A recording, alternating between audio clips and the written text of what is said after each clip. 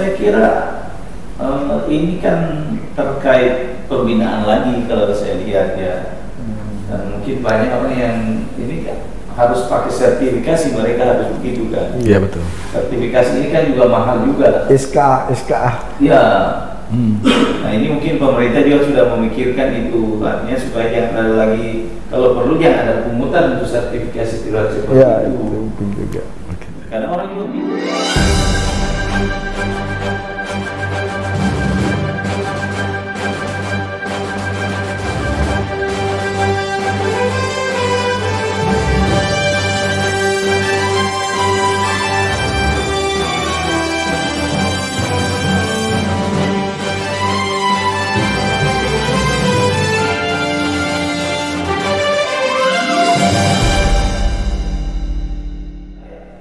jadi profesional itu tidak boleh diukur hanya dari sisi peralatan, dari sisi permodalan, tetapi profesional yang hakiki itu adalah bagaimana mereka bisa memenuhi syarat sesuai dengan ketentuan peraturan yang berlaku. Dan kalau ini terjadi, saya kira akan sangat tidak rasional dan terlalu berani bagi pengelola itu untuk mau main-main lagi. Sepanjang ini benar-benar dilakukan. Nah, tapi itu lagi kembali lagi, kalau sepanjang orang akan berusaha, contoh misalnya yang paling dilematis bagi penyedia itu kan, misalnya soal bicara harga terendah itu.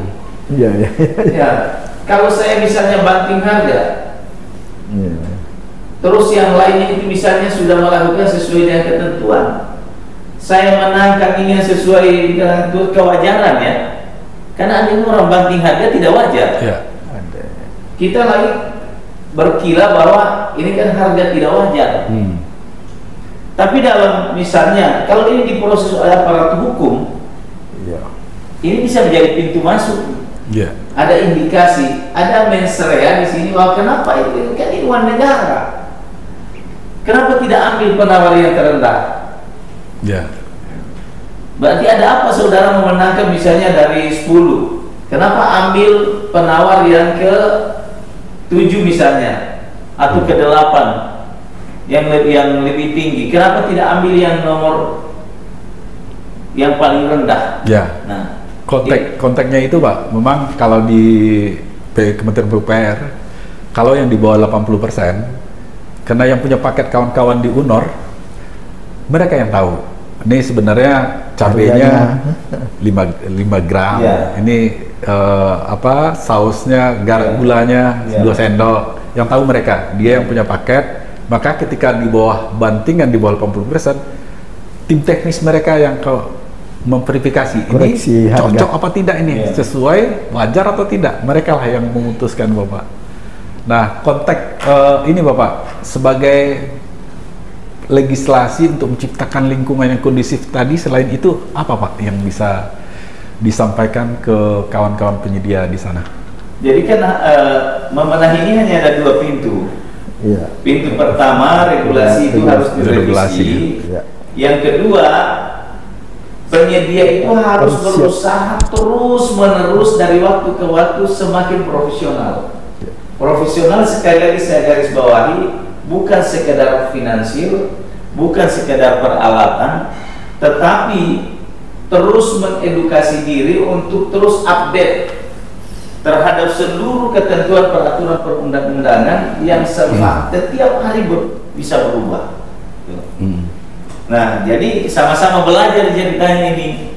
Jadi kita pemerintah itu harus merevisi, kemudian teman-teman juga kita berharap untuk terus katakanlah mengedukasi diri, belajarlah membuka aturan-aturan, ketentuan-ketentuan, seberhati-hati.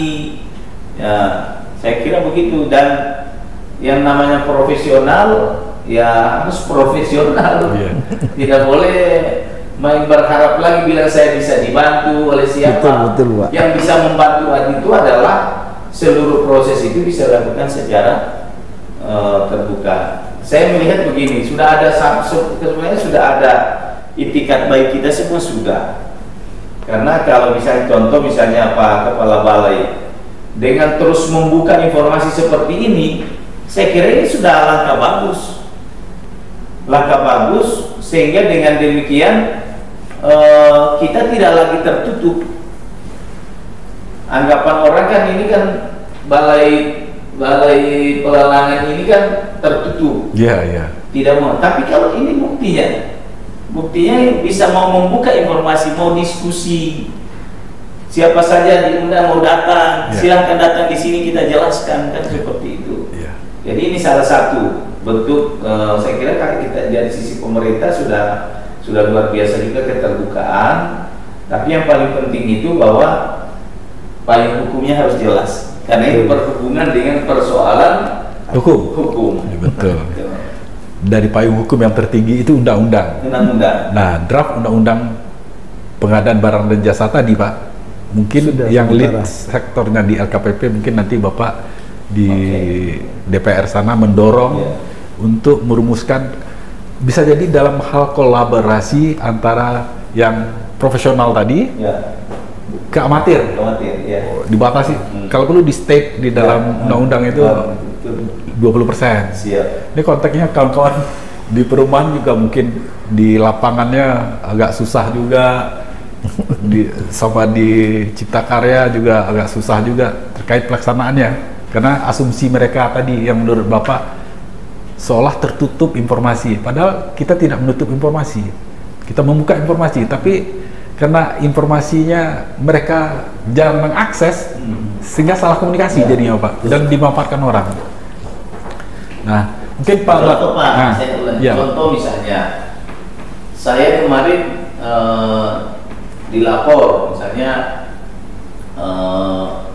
ini saya Pak tidak menang nih, tidak menang karena saya tidak tahu, saya tidak bisa menang. Ketika saya hubungi kepala balai menyatakan bahwa ada ukuran kita ini tidak memenuhi syarat, kemudian tidak pernah ikut simpan. Kita sudah, saya jelaskan, akhirnya biar memang kita tidak ikut. Nah, ini problem. Jadi saya kira bagi saya ini era yang sangat bagus, ya. Di zaman saya bupati mana ada kita mau buka-buka itu persoalan ULP. Ya, itu sangat rahasia itu. Sangat rahasia. Tapi sekarang kan luar biasa, terbuka nih. Kita bisa bicara bebas seperti ini, berhadap-hadapan. Saya ini tingkat yang baik. Menurut saya ini tingkat yang sangat baik. Tapi kalau dalam proses mungkin itu menjadi rahasia publik, rahasia negara, Pak. Dalam proses kami tidak akan menginformasikan, tapi kami akan menginformasikan cara-cara, prosedur. Nah, itu yang mungkin kita edukasi. Mungkin Pak Sabudin ada yang mau disampaikan ke Pak Anwar? Ini di akhir-akhirnya perekonomian, Bapak. Ya, memang sudah hampir ini ya. Mudah-mudahan nanti di 2024 ini udah clear semua. Betul, teman-teman lokal ini atau kontraktor-kontraktor yang ini mungkin sangat perlu untuk dibuatkan regulasi. Contoh semua di Papua, Bapak. Papua itu dengan otonomi khusus ini kan dia punya Perpres khusus, Perpres nomor 80. Kenapa tidak di daerah kita seumpama? Karena memang cukup memprihatinkan memang di tempat kami. Tadi yang sudah disampaikan bahwasanya ada vendor-vendor lokal seumpama yang sampai saat ini belum dibayar. Tapi peranan kami tetap mendampingi mereka dan mendorong terus untuk supaya bisa diselesaikan dengan teman-teman yang kontraktor-kontraktor itu yang dulunya dari luar semua, Bapak. Banyak yang dari luar. Tapi di tempat kami sebenarnya sudah mulai semenjak Pak Adri canangkan itu banyak sekali sekarang yang sudah lokal-lokal ini, termasuk paket kami yang terbesar sebenarnya meskipun PP Urban, tetapi ternyata JO-nya lokal. Nah, itu yang saya heran semalam. Kemarin yang disampaikan Pak, ada salah satu asosiasi Gapensi di forum terbuka dengan lantang menyampaikan 2%. Lah, ini data 2% di mana? Ketika dia sudah ke sini, saya sudah sampaikan datanya. Ini sudah 40, Pak. Saya baru di sini Januari, Februari, saya bilang. Iya. Tapi setelah itu ya ini kan hanya di forum itu Pak Adri. Aduh ini berbahaya kalau begini ceritanya. makanya nanti mungkin ya itu tadi solusinya itu memang Pak Adri lebih sering diskusi di media sosial. Sampaikan, mungkin ada statement atau tidak, saya kasih informasi Pak untuk tahun ini alhamdulillah dari Selera Polos Tender itu sudah sekian 40% kontraktor lokal, biar saya yang statement. Ya, itu tujuannya kita di sini memakai dengan data-data ini kan ini luar biasa. Terus sampai 40% itu terlalu, saya kira ini sebuah langkah yang sangat maju. Sangat maju. Nah, kita juga harus kasih porsi secara terbuka. Ini namanya afirmasi terbatas, ya. Jadi harus ada afirmasi, dan afirmasi itu kalau sudah sampai 40% sudah luar biasa. Ya. Itu tapi itu bukan dimenangkan karena pengusaha lokal, bukan. Tapi mungkin ada faktor kita mengedukasi mereka melalui simpan itu. Ayo, masukkan, ayo. Tapi mungkin ada juga yang mungkin kawan-kawan di sana yang nakal, kan dia self declare, menyatakan sendiri secara hukum, ini dokumen kami benar. Kemungkinan fiktif itu ada juga Bapak, yang akan berdalih hukum nanti. Kita mudah-mudahan kawan-kawan tidak melakukan itu di luar sana, self declare asal, yang penting masukkan dulu pengalaman dan personil, nanti urusan hukum di belakangan. Bisa jadi ada kemungkinan begitu Bapak. Jadi mungkin intinya Pak, disimpan ini harus betul-betul difokus karena kenapa mereka teman-teman Pokja memang mengklarifikasi atau melihat nanti di sistem itu dan terbaca Pak. Kami kemarin ada batalelan konsultan karena itu tadi sudah dipakai di Sulawesi Barat, masuk lagi di sini jadi ikut lelang tenaga-tenaga ahli itu, dan itu cukup bermasalah sebenarnya. Iya, jadi kalau kita bicara memang ini kan sudah sistem yang memang harus kita perbaiki. Contoh misalnya tenaga ahli, tenaga ahli ini kan kalau kita hitung terbatas itu berapa persen? Betul, terbatas itu juga yang. Jadi kalau mau aturannya bahwa tidak boleh double dan sebagainya, dari mana mau diambil sementara paket begitu banyak? Iya betul. Ya. Jadi ini salah satu juga alasan harus dilakukan revisi. Revisi betul Pak. Karena keterbatasan sumber daya manusia kita, ya harus ada pintu. Dan boleh dijadikan sebagai harga mati penggunaan tenaga-tenaga itu. Iya betul. Tapi ada memungkinkan nggak Pak? Tadi kalau tenaga ahli, insinyur di Indonesia ini banyak yang bekerja di luar konstruksi. Sebenarnya ada memungkinkan nggak regulasi yang sekarang itu? Kenapa kita memakai katakanlah simpan, kita paksa mereka satu perusahaan satu tenaga ahli agar menarik yang di luar sana yang tidak bekerja di sana untuk ikut di sini. Oh gitu ya. Ada mungkin kan untuk itu? Saya kira ini kan terkait pembinaan lagi kalau saya lihat ya. Dan mungkin banyak orang yang ini kan harus pakai sertifikasi, mereka harus begitu kan. Iya betul. Sertifikasi ini kan juga mahal juga. SKA. Iya. Nah ini mungkin pemerintah juga sudah memikirkan itu, artinya supaya jangan ada lagi, kalau perlu jangan ada pungutan untuk sertifikasi seperti itu. Mungkin juga. Karena orang juga mikir, saya sertifikasi bayar misalnya 4 juta terus saya belum tentu dapat pekerjaan gimana, kan begitu. Iya. Kalau Pak Bakhtiar ada yang mau disampaikan ke Jadi saya kira terkait dengan pengadaan ini Bapak, memang ada problem memang di tenaga ahli, kadang memang terpakai ditaruh di daerah lain, terpakai juga di sini. Nah problemnya itu kan terkait masalah biaya.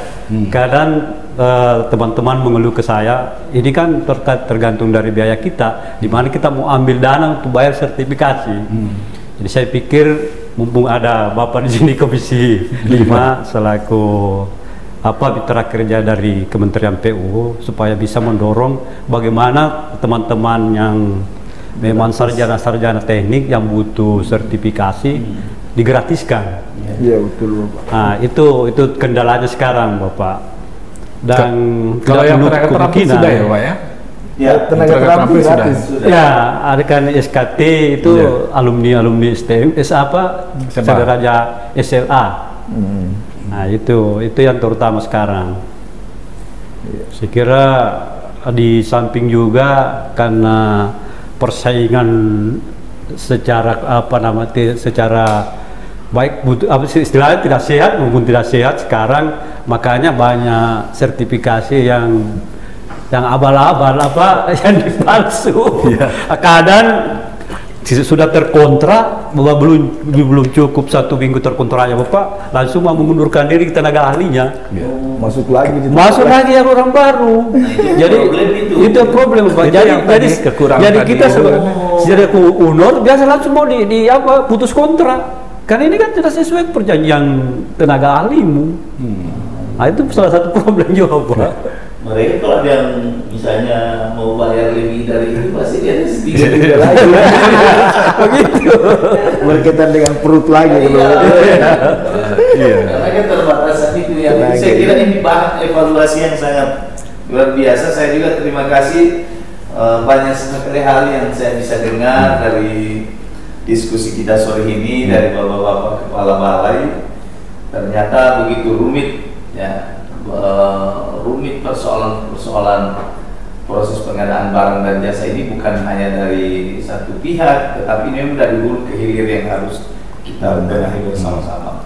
Saya kira itu satu hal yang statement saya bahwa semua harus dibenahi, terutama regulasinya yang harus kita benahi sehingga ada peluang-peluang, kemudian ada peluang ke arah profesional yang lebih maksimal, tapi ada juga peluang yang baru tumbuh bisa menjadi lebih besar. Ya. Mungkin ada yang mau disampaikan Pak untuk masyarakat khususnya Sulawesi Tengah, masyarakat Sulawesi Tengah, silakan. Mau menyampaikan pesan-pesan saya kepada seluruh masyarakat yang ada di Provinsi Sulawesi Tengah, wabil khususnya ada di Pasigala, bahwa alhamdulillah selama ini perhatian pemerintah pusat terhadap rekonstruksi pasca bencana di Provinsi Sulawesi Tengah ini sudah cukup besar. Sampai sekarang itu pemerintah masih terus berusaha mengucurkan anggaran untuk menyelesaikan beberapa problem-problem. Nah, yang kedua, mari juga kepada seluruh masyarakat, mari kita sama-sama bersinergi untuk bersama-sama mengawal seluruh proses pembangunan ini. Contoh misalnya, mari kita ikut bersama-sama mengawal seluruh pelaksanaan pembangunan, karena ini anggaran yang besar sehingga juga bisa memberikan kualitas yang baik buat kita. Yang kedua, sinergi bersama-sama juga agar apa yang menjadi kendala-kendala di lapangan bisa diberikan dukungan sehingga ini tidak menjadi halangan bagi kelancaran pelaksanaan kegiatan-kegiatan kita di lapangan. Nah, yang ketiga juga misalnya contoh kegiatan BSPS. Saya juga berpesan kepada masyarakat, ini program yang sangat baik, tapi kendalanya biasa karena masyarakat itu tidak memiliki dokumen pertanahan dan sebagainya, sehingga kadang sangat-sangat memenuhi syarat untuk dibantu tapi tidak memiliki tanah, tidak memiliki surat-surat tanah dan sebagainya, sehingga itu terpaksa tidak sesuai dengan regulasi yang ada, akhirnya tidak dapat bantuan.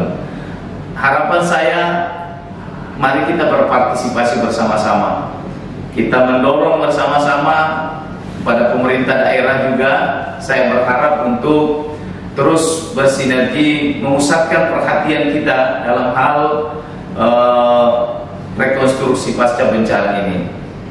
Saya kira saya sangat berharap kepada Bapak Gubernur, Pak Bupati, Wali Kota untuk sekarang fokus kita menyelesaikan utamanya soal perumahan masyarakat kita. Yang paling kendala itu sesuai dengan yang kami dengar di masyarakat adalah soal pembebasan lahan. Lahan yang mau digunakan itu agak susah. Kalau saya menyarankan, udahlah kepada pemerintah daerah, kucurkan saja anggaran untuk membebaskan lahan-lahan itu sehingga problem penyediaan lahan 5.700 lebih itu segera bisa diadakan, bisa disiapkan lahannya sehingga pemerintah pusat segera membangun semua perumahan dan masyarakat kita sudah selesai dari urusan perumahan itu sendiri. Ya, jadi saya kira setelah saya banyak berbincang-bincang dengan bapak-bapak kepala balai, kepala BP2DK, kemudian ada Pak Budi, ada Kepala Balai Perumahan. Satu hal harapan saya kepada teman-teman kontraktor yang ada di Provinsi Sulawesi Tengah. Yang pertama, mari terus kita mengedukasi diri untuk kita lebih profesional, sehingga setiap proses tender itu kita ikuti ketentuan yang berlaku, kita berhati-hati, sehingga insya Allah juga kami akan mendorong sepanjang itu kita lakukan benar-benar sesuai dengan ketentuan yang berlaku. Nah, yang kedua, saya juga berharap bahwa insya Allah suara-suara teman-teman selama ini yang mengeluhkan berbagai macam persoalan terkait proses tender ini akan kami sampaikan di Komisi 5 terkait dengan perubahan beberapa regulasi yang memungkinkan memberikan peluang kepada kontraktor-kontraktor lokal, khususnya yang masih amatir-amatir ini, untuk bisa mendapatkan afirmasi khusus dari undang-undang, sehingga mereka bisa lebih profesional di masa yang akan datang. Dan juga tentu saya sangat berharap bahwa pikiran kita yang selalu menganggap harus lokal itu juga harus kita jangan sampai itu menjadi salah satu momok bagi kita, dan juga akan menyulitkan teman-teman kita yang sudah profesional, yang sudah besar, untuk bisa ikut di luar daerah. Itu harapan saya. Yang ketiga, saya juga berpesan kepada teman-teman untuk terus berkomunikasi, membangun komunikasi yang baik, mengupdate semua informasi yang ada, sehingga kita tidak salah informasi. Saya sudah cukup berusaha untuk membangun komunikasi dengan teman-teman kepala balai, dan saya lihat teman-teman kita cukup welcome untuk terus kita berdiskusi. Silahkan dilanjutkan diskusinya, karena kita semua berharap tujuan kita hanya ada satu: bagaimana proses pembangunan di Sulawesi Tengah ini bisa berjalan dengan baik, yang bisa memberi dampak multiplier effect bagi daerah ini. Dan tentu saya juga sangat mendorong adanya upaya pemberdayaan kontraktor lokal yang ada di Sulawesi Tengah. Saya kira demikian. Tetap semangat, kita bersinergi membangun Sulawesi Tengah yang lebih baik. Terima kasih Bapak Anwar Hafiz, anggota DPR RI dari fraksi Demokrat Dapil Sulawesi Tengah. Terima kasih Bapak Anwar atas kesediaannya datang di BPDJK Sultan. Terima kasih Bapak. Oke, thank you. Luar biasa. Mantap. Terima kasih banyak Bapak. Terima kasih. Terima kasih. Mantap.